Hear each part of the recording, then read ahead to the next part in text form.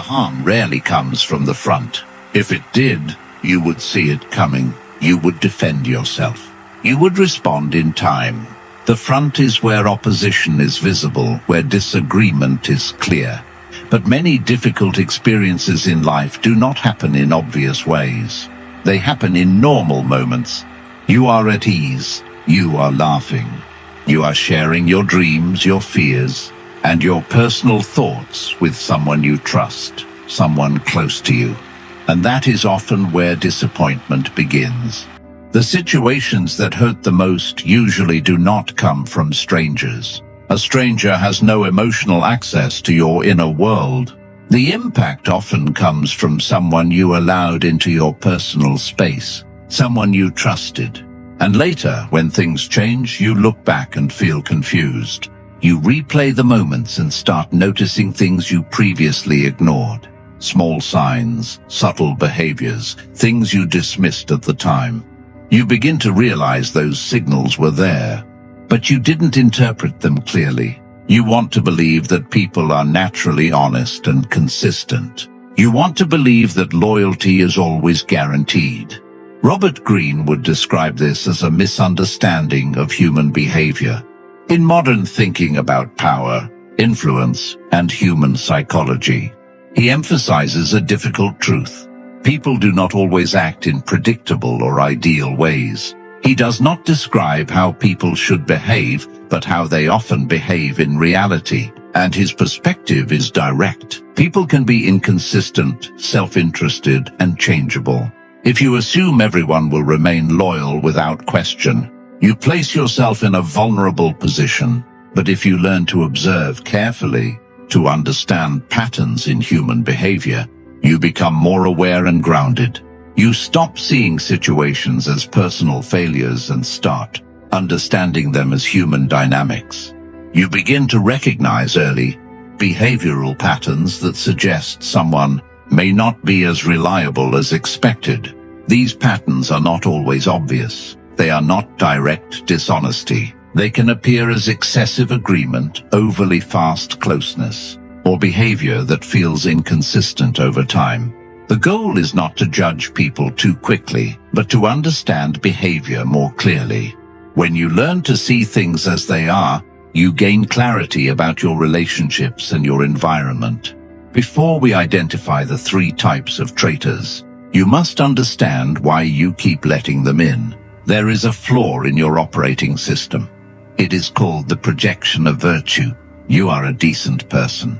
You value your word. If you say you will help, you help. Because you operate this way, you project this value system onto others. You assume that because you would not betray them, they will not betray you. This is a fatal error in strategy. Robert Greene warns, a man who wishes to make a profession of goodness in everything must necessarily come to grief. Among so many who are not good, you are projecting your own reflection onto a wolf. The wolf does not care about your reflection. The wolf cares about hunger. Most people view trust as a feeling. I feel like I can trust him.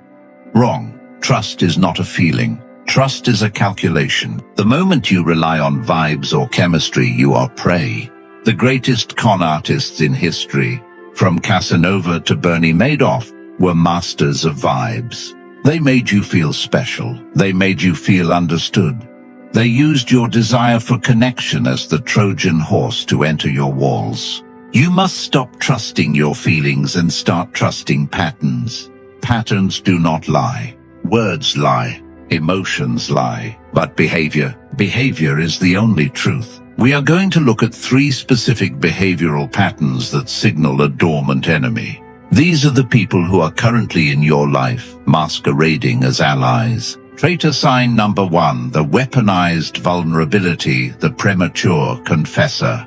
This is the most counterintuitive sign, and that is why it catches the smartest men off guard. We are taught that vulnerability is a sign of closeness. We are taught that if someone shares their pain, their secrets, or their trauma with us, it means they trust us. So you meet someone, a new friend, a new colleague, a potential romantic partner, And within the first few hours, or perhaps the first week, they dump something heavy on you. They tell you about their abusive childhood. They tell you about their crazy ex who ruined their credit. They tell you a deep, dark secret that they've never told anyone else. Your ego swells. You think, wow, they must really see something special in me. We have a deep connection. You are not special. You are a target. This is not intimacy. This is premature confession.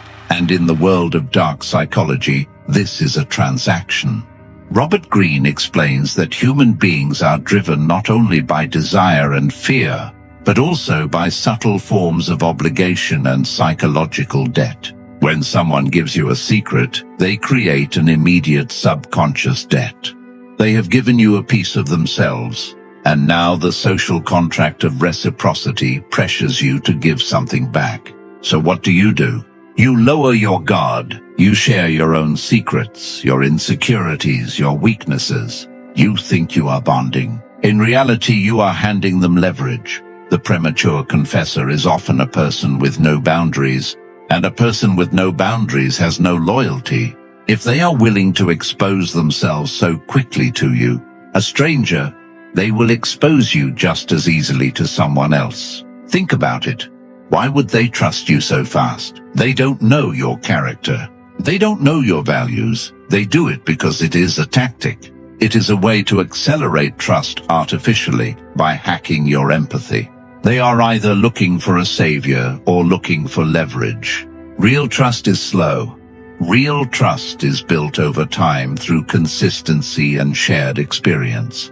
Beware the person who tries to fast forward the relationship. If someone reveals their deepest trauma too early, do not lean in, step back. They are not building a connection, they are creating a hook. And the moment you try to set a boundary, the moment you try to pull away, they will weaponize that vulnerability against you. I trusted you. I opened up to you. How can you be so cold? Now you feel guilty. Now you stay. And that guilt becomes the cage they built for you within the first hour.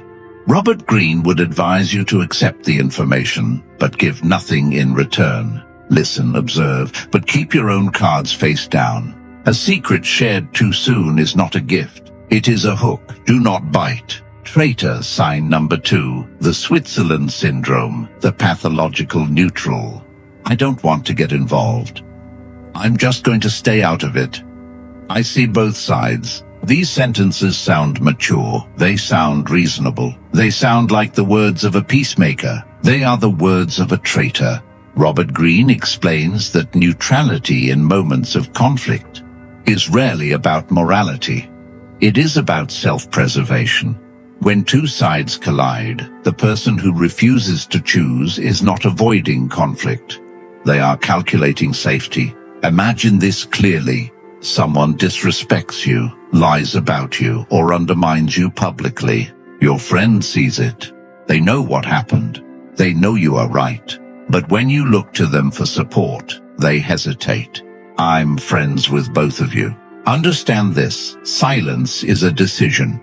By refusing to challenge the disrespect, they are indirectly supporting it. The pathological neutral values access over loyalty. They want to keep all doors open. They want to be liked by everyone. And a person who wants to be liked by everyone stands for nothing. If they cannot defend you when you are right, they will never defend you when it matters. This is what makes them dangerous.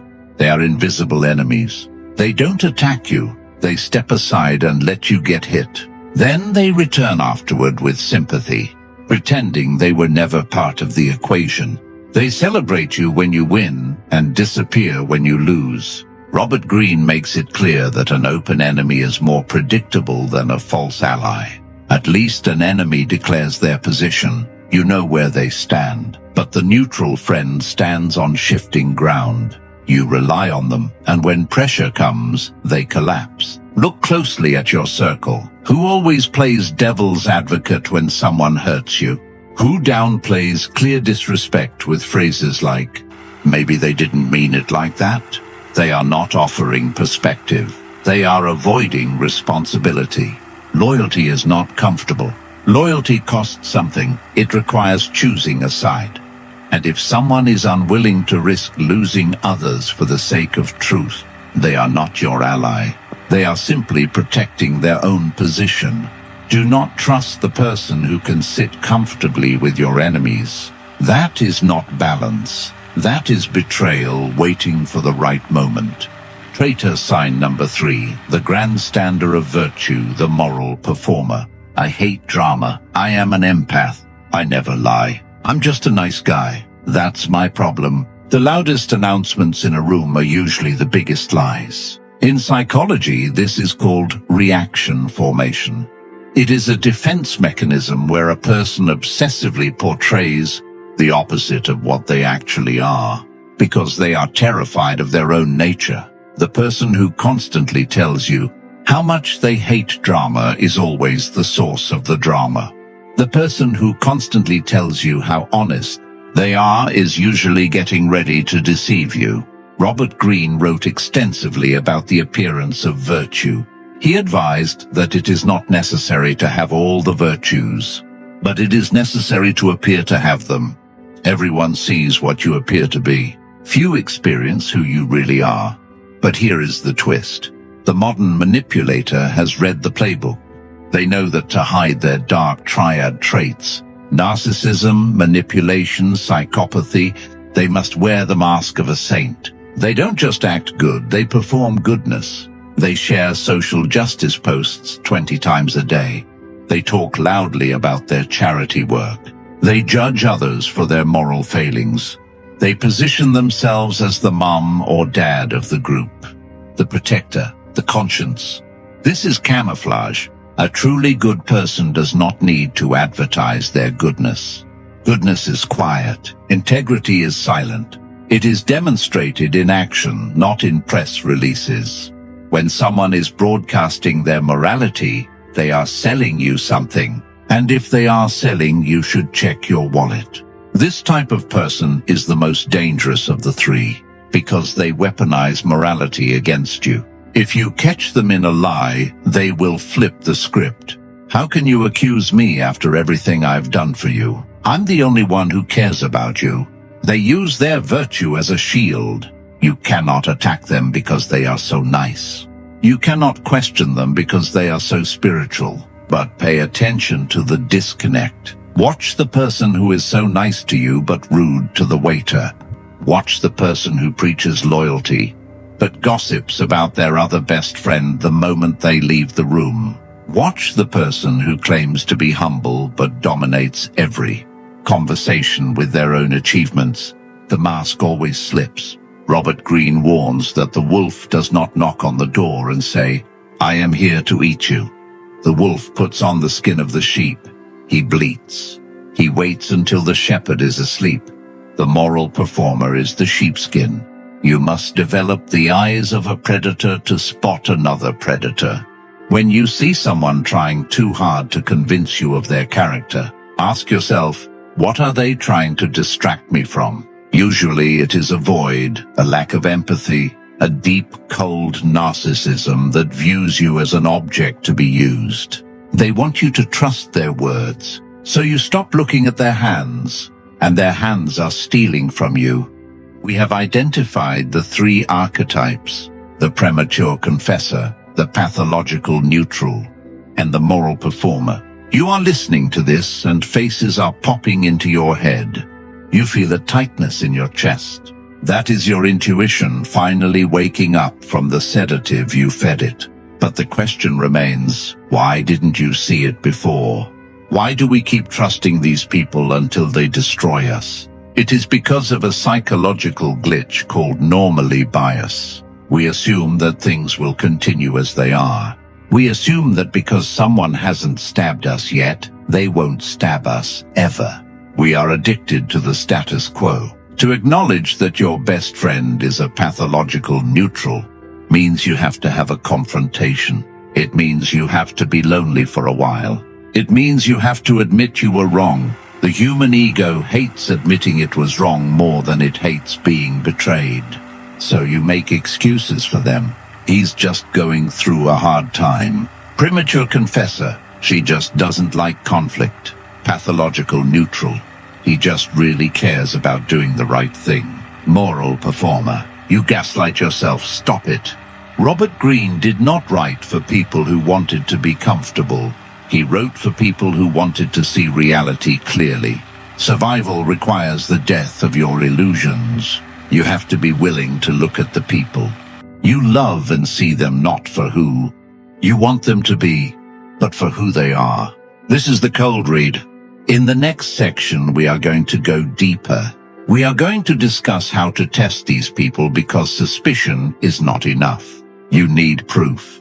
Robert Greene emphasizes testing the structure of power before relying on it. You must test the structural integrity of your relationships. I am going to give you the specific psychological pressure points, the tests of loyalty that will force these masks to fall off. When you apply pressure, things break. And it is better that they break now while the stakes are low than later, when you have everything to lose. Prepare yourself. We are moving from observation to action. You have your suspicion.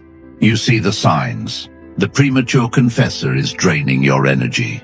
The pathological neutral is hesitating when you need support. The moral performer is preaching louder than their actions justify. But you are not a tyrant. You do not execute without trial. You need certainty. Robert Greene was not a philosopher of guesses. He was a student of proof. He believed power is not built on assumptions, but on verified behavior under pressure. One must never allow disorder to continue so as to escape a war. Meaning, do not ignore the red flags just to maintain comfort. You provoke the truth instead. You test the structure. Because in real life, people reveal themselves under resistance. Under ease, everyone looks loyal. Under pressure, truth emerges. This is the difference between illusion and reality. Most people never test anything. They trust appearances until collapse forces clarity. You will not do that. You will move from observation to controlled action. You will apply pressure, not to destroy people, but to reveal them. Because once you see how someone behaves when there is resistance, obligation or denial, you no longer need to guess who they are. You know. And when you know, you are no longer dependent on belief. You are operating on evidence. In the next part, you will see how to apply these tests in real life without exposing yourself. This is where observation becomes strategy. Test 1, the no test for the premature confessor. The premature confessor uses vulnerability to create obligation. They want you to feel responsible for them. They want to merge with you. To test them, you must erect a wall. The next time they dump a crisis on you or ask for a favor or demand your time, say no.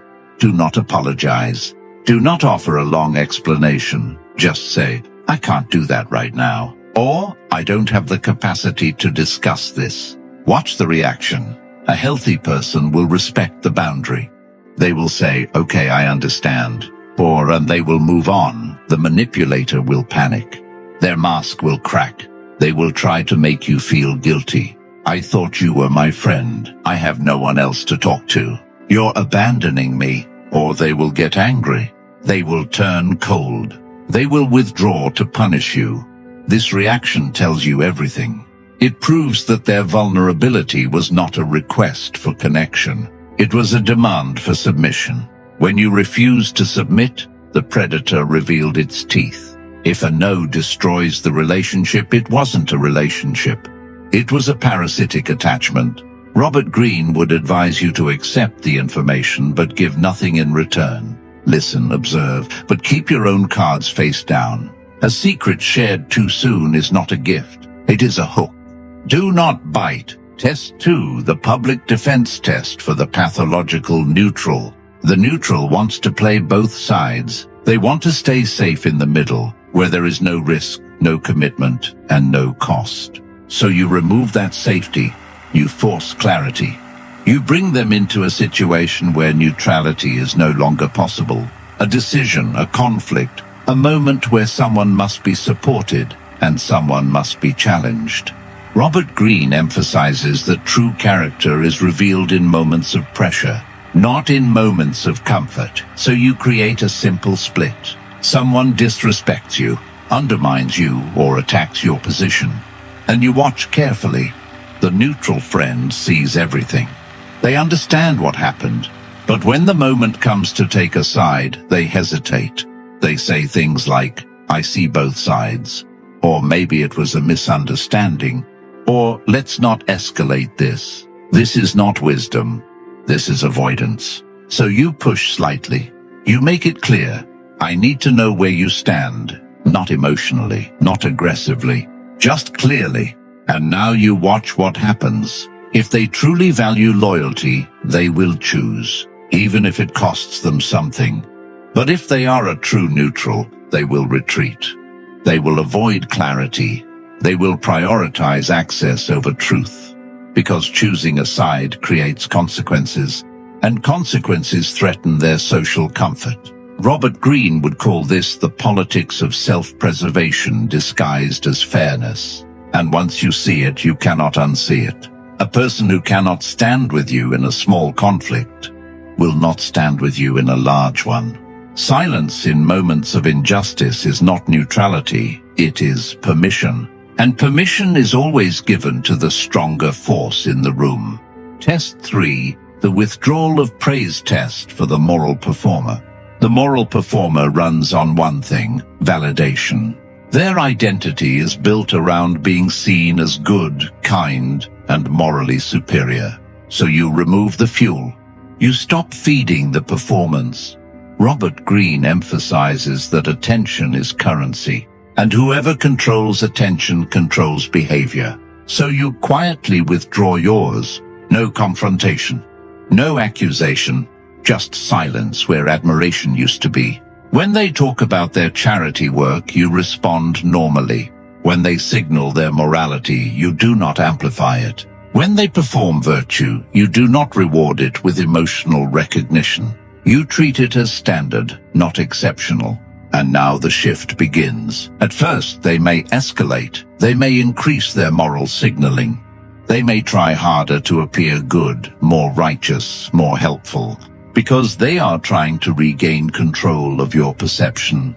But if you stay consistent, something else appears. Frustration, then irritation, then subtle resentment, because the mask is no longer producing results. Robert Greene would say this is where truth leaks out. When performance stops being rewarded, the performer reveals what was underneath it. They may start making subtle accusations. You don't appreciate good people. You've changed. You're becoming cold. This is not truth. It is withdrawal of supply. And that is the real test. A genuinely good person does not need applause for their behavior. But a performer cannot survive without an audience. So when the audience stops clapping, the character starts breaking. And in that breakdown, you finally see what was hidden behind the moral mask.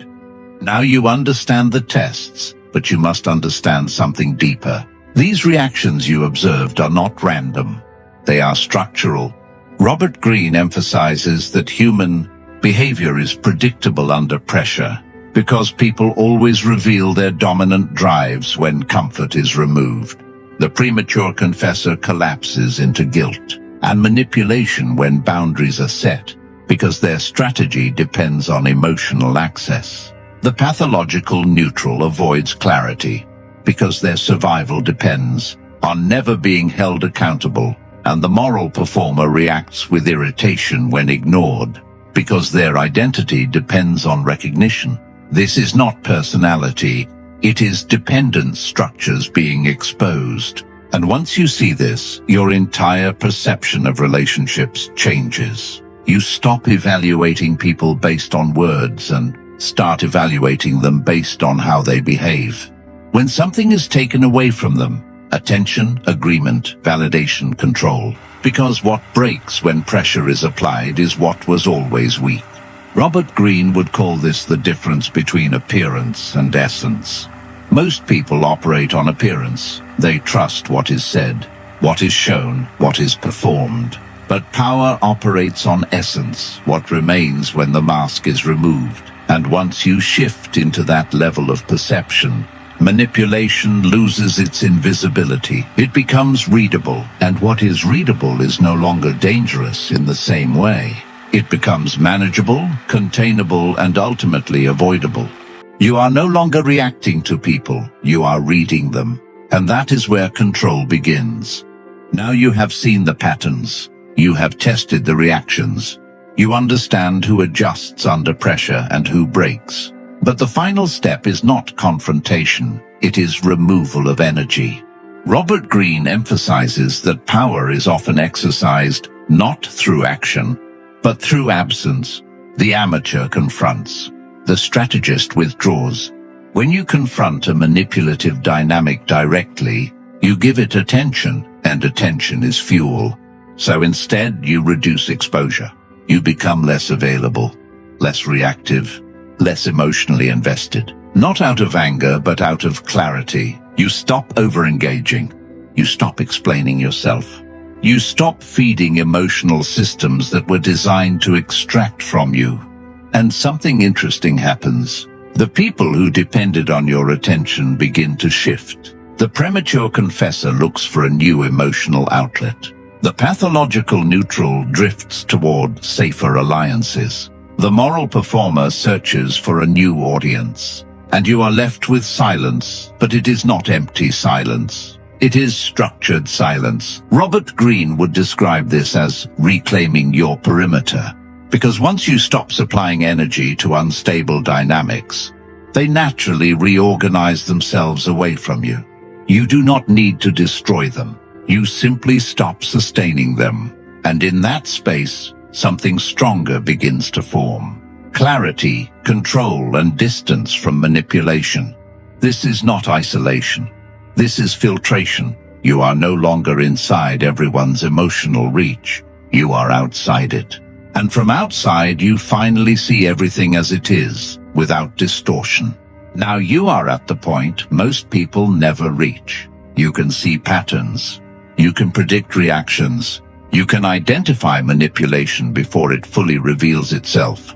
But Robert Greene warns of the final and most dangerous illusion, the belief that this knowledge only applies to others. Because once you start seeing deception externally, the ego quietly shifts attention away from self-examination. And that is where blindness returns in a new form. So the final test is not for them, it is for you. Ask yourself, are you also playing one of these roles without realizing it? Are you ever the premature confessor, using vulnerability to create attachment or control?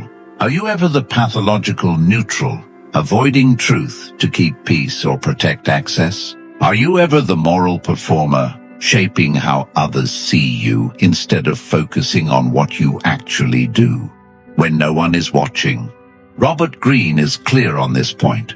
Power without self-awareness becomes self-destruction. Because whatever pattern you fail to recognize in yourself, you will unconsciously tolerate in others. And that is how cycles repeat. The real shift happens when perception turns inward. When you stop only identifying manipulation and start removing your own unconscious participation in it. At that level, relationships stop being battles of influence and become tests of integrity. You no longer chase control over others. You refine control over yourself.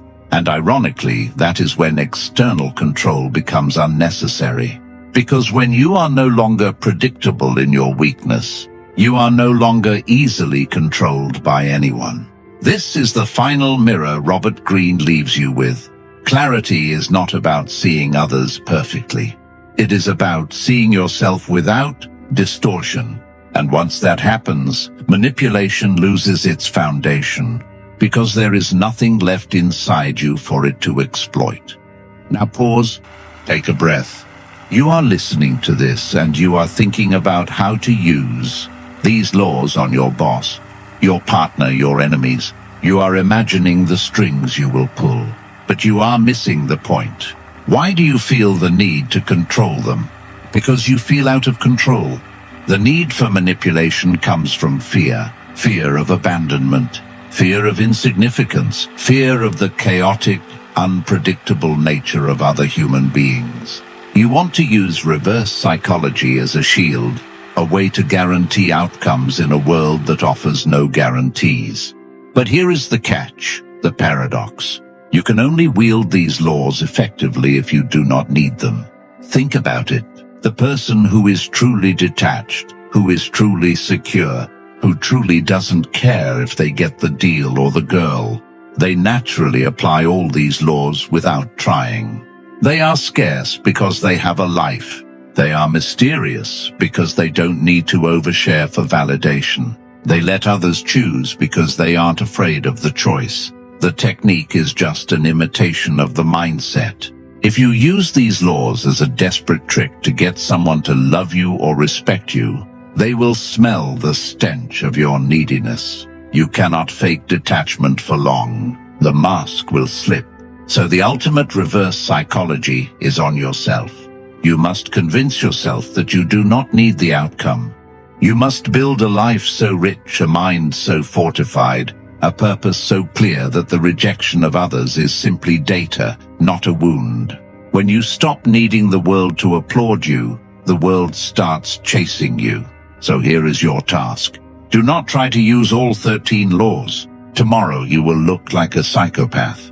Pick one. Pick the one that scares you the most. Maybe it's silence. Maybe it's withdrawal.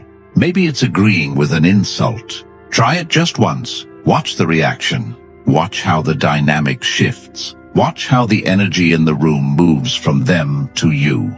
And in that moment, you will realize that you have been playing the game with your hands tied behind your back. You have been playing by rules that no longer exist. You are not late to this knowledge. You are just in time. The world is a chessboard. Most people are pawns moving blindly, reacting to the square in front of them. It is time you started playing like the hand that moves the pieces. If you are ready to stop being a spectator in your own life, if you are ready to learn the language of power that is spoken in the shadows, subscribe to the channel. We do not teach you how to fit in. We teach you how to transcend. I'll see you in the next video. Don't let them see you coming.